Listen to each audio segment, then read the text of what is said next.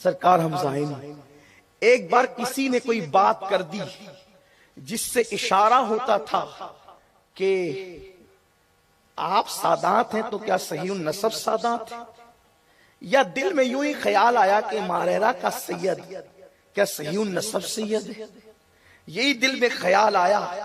آنے کے بعد جیسے ہی مسجد برکاتیہ کا زینہ چڑھتے ہیں تو مسجد کے صحن میں کیا دیکھا کہ مولائے کائنات بھی جلوگر ہے اور بی بی زہرا پاک بھی جلوگر ہے، سیدوں کی دادی سیدہ فاطمہ بھی ہے، اور سید السادات سیدوں کے باپ مولا علی بھی موجود ہیں، اور دونوں کہتے ہیں حمزہ یہ خیال دل میں کیسا، ہم گواہی دیتے ہیں کہ تم ہماری اولاد ہو۔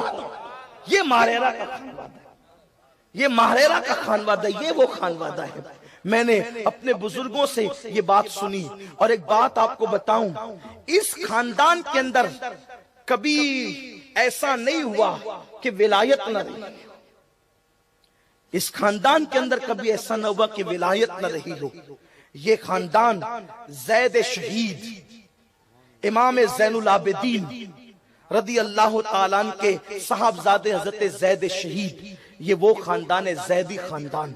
اور آپ جانتے ہیں حضرت زید بڑے بڑوں کو خاطر میں نہیں لاتے تھے، دشمنوں کو بھی اعتراف تھا کہ فاطمہ کے دودھ میں بڑی تاثیر ہے اور علی کے خون میں بڑی تاثیر ہے۔ ایک مرتبہ حضرت زید شہید نے بادشاہ کی بہرا روی دیکھی، یہ جس خاندان کی اصل اس کی حضرت زید شہید کا نام ہے، جہاں سے ماریرا کے سادات کا شجرہ ملتا ہے۔ حضرت بندہ نواز گیسو دراز بھی اسی خاندان سے تعلق رکھتے ہیں، یہ بھی زیدی سادات ہیں۔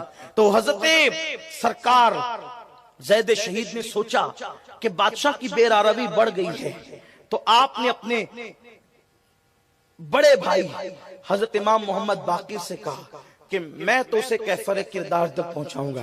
تو آپ نے فرمایا کہ دیکھو، سیادت کے حوالے سے یا خاندان نبوت کے حوالے سے مت جانا، کوئی تاجر بن کر کے تاجر کے نام سے جانا اور بادشاہ سے مقابلہ کرنا، ہو سکتا ہے کچھ سختیوں میں کمی ہو جائے گی، کچھ کمی ہو جائے گی۔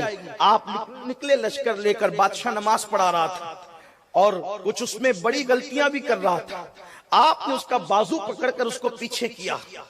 حضرت زید شہید نے آگے تشریف لے گئے، اور جب آگے گئے تو نماز پڑھائی، نماز کے وقت اس نے کچھ حرکت نہیں کی، اس لیے کہ نماز کا اس نے بھی تھوڑا لحاظ کیا۔ جب نماز پوری ہو گئی تو ماننے والوں نے حضرت زید کو نکال دیا، جلدی جاؤ ورنہ تکلیف پہنچائیں گے۔ آپ کو ماننے والوں نے نکال دیا، آپ نکل تو گئے۔